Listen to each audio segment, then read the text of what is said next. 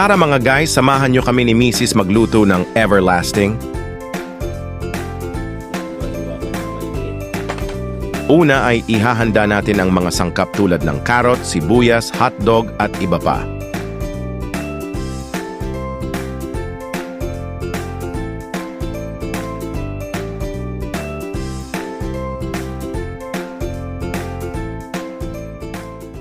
Tapos yung keso, nakahanda na.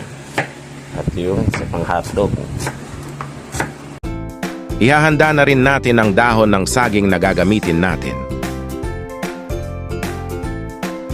Yan na at naihanda na natin ang ating mga gagamitin.